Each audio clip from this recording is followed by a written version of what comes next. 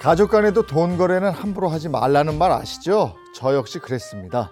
하지만 막상 급한 사정이 있어서 돈을 빌려달라는 친구의 간곡한 청을 거절하기가 어렵더군요. 이 가족보다 더 가깝게 지내던 친구의 어려운 사정을 듣고 저는 수중에 있는 돈, 없는 돈을 탈탈 털어서 돈을 빌려준 뒤 얼마 후의 일입니다. 여보. 아, 왜 이래? 뭐야, 뭔데 이렇게 호들갑을 떨어? 자기 얼마 전에 진택 씨한테 돈 빌려줬다고 그러지 않았어? 그래, 뭐 아유 하도 간곡하게 얘기를 하길래 내가 한 3천 빌려줬어. 내가 못 살아 진짜. 아니 돈 거래는 가족끼리도 하지 않는다고 그랬는데. 지금 진택 씨 와이프 만나서 이야기 듣고 왔는데 진택 씨 개인 회생 신청했대. 어? 나 못 살아 진짜. 개인 회생? 아니 그러면 내 돈은 어떻게 되는 거지? 어떻게 돼? 뭐 어떻게 돼? 받긴 다 글렀지. 개인 회생 신청한 지도 꽤 됐대. 어떡해 진짜. 알고 보니 친구는 제 돈도 갚지 않고 개인 회생을 신청한 뒤였고 저는 채권 신고도 하지 못한 채 제가 피땀 흘려 모은 돈을 날려야 할 위기에 처하게 됐습니다. 빌려준 돈을 못 받게 됐다는 억울함보다도 친구에 대한 배신감이 더 아프게 다가오더군요. 저는 믿음을 배신한 친구를 용서할 수가 없었습니다. 그래서 제가 어떻게 했냐고요? 어머머, 이 현수막 뭐야? 악덕 채무자 장진택, 인간답게 살아라?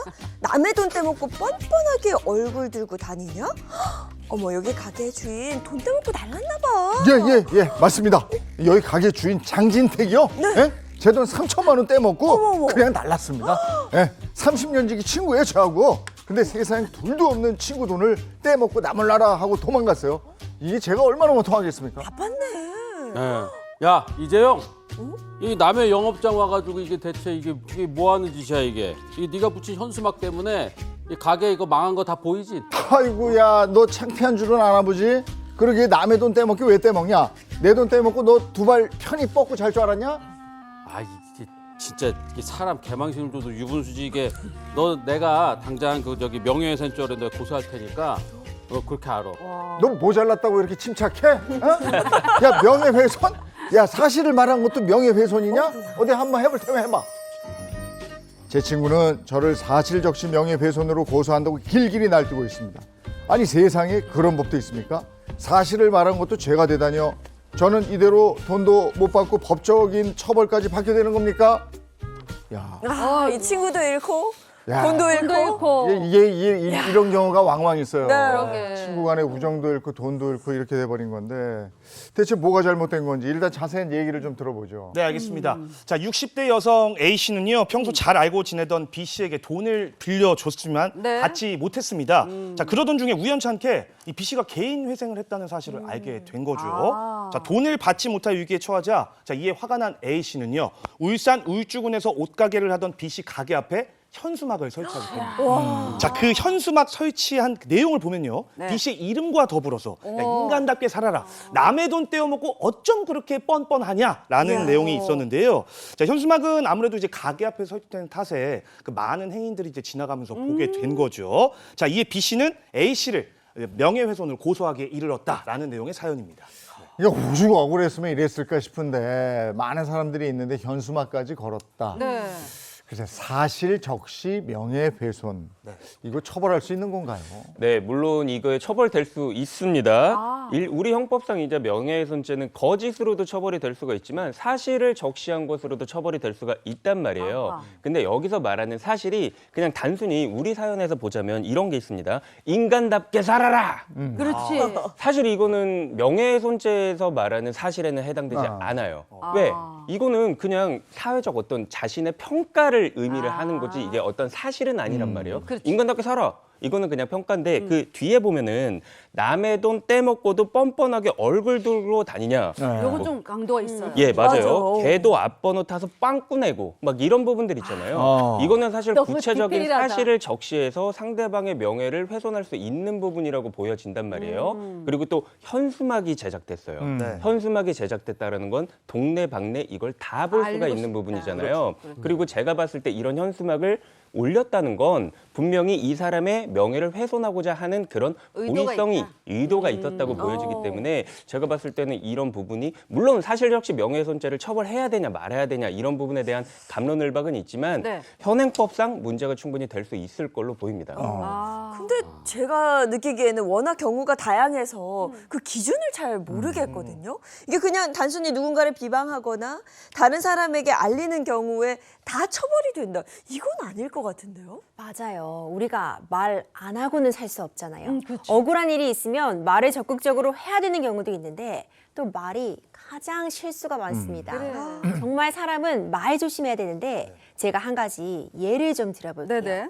말 실수 나기 참 좋은 상황이다 한다면 술자리에서 아, 그렇죠. 술자리에서. 항상 술을 마셨든 안 마셨든 말은 조심해야 되지만 이런 사례가 있었어요. 30대 남성 A 씨가요. 네. 술에 좀 거나하게 취해서 친구랑 이제 이야기를 나눈 겁니다. 근데 사실 해서는 안 되는 발언인데 전 여자친구 이야기를 하면서 네. 전 여자친구가 나랑 참 잘 맞았다 이런 발언을 한 거예요. 근데 이것이 경우에 따라서 이제 해석되기로는 어떤 성적인 접촉 부분에 대한 만족을 의미하는 것으로 충분히 해석될 수 있었습니다. 네. 근데 이걸 들은 친구가 또 그것을 그대로 전 여자친구에게 이야기를 한 겁니다. 이 사람이 너에 대해서 이렇게 이야기를 하더라. 둘이 그런 관계였느냐. 헤어졌는데. 이런 메시지를 또 헤어진 전 네. 여자친구에게 알려주게 된 거죠. 그쵸. 이 사실을 알게 된 전 여자친구는요. 이거는 명예훼손이다. 이렇게 고소를 진행한 건데 과연 나와 잘 맞았다라는 발언을 친구에게 술자리에서 한 것이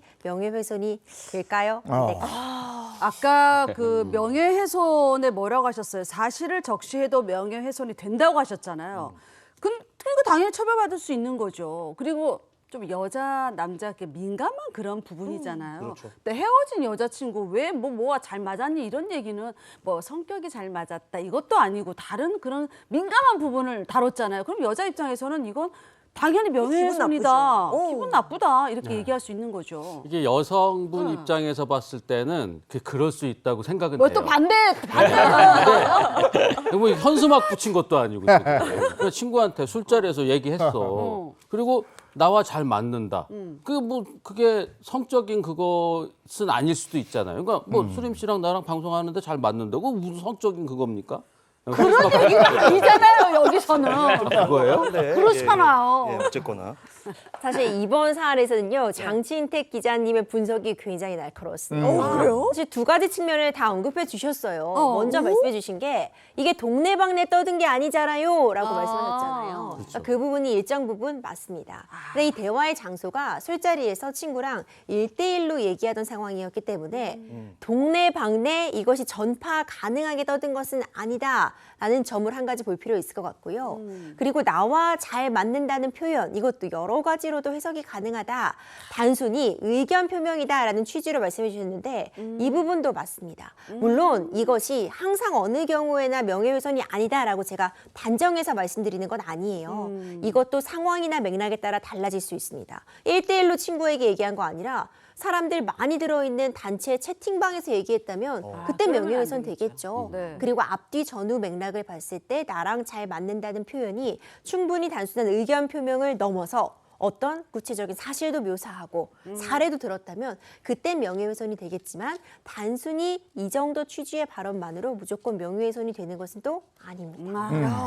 그렇다면 어떤 경우에 사실적시 명예훼손에 해당될 수 있을까요? 일단 우리가 크게 보면 4가지 정도의 요건을 검토해 볼 수가 있겠는데요. 첫 번째는 이제 공연성입니다. 공연성이 딴 게 아니라 내가 이제 얘기를 했을 때 일파만파 퍼질 수가 있느냐 혹은 그렇죠. 퍼질 가능성이 있느냐 이런 부분이 충족이 되어야 되고요. 그리고 구체적인 사실이 적시가 되어야 됩니다. 아까 말씀드렸다시피 그냥 단순한 의견 너 뭐 불쾌하게 생겼어 이런 게 아니라 뭐 진짜 뭐 성형수술을 12번 불쾌하네, 한 갑자기. 뭐 어떤 뭐 성형수술 매니아 뭐 이런 식으로 정말 구체적인 사실이 적시가 되어 있어야 되고 그리고 실제로 이러한 행위로 인해서 명예훼손의 결과가 발생이 되어야 됩니다. 맞아요. 그리고 마지막으로 아까 말씀드렸다시피 내가 이 발언을 통해서 상대방의 명예를 훼손해야겠다라는 고의성이 고의성. 있으면 고의성. 이 명예훼손죄가 성립이 될 수가 있는 겁니다. 네.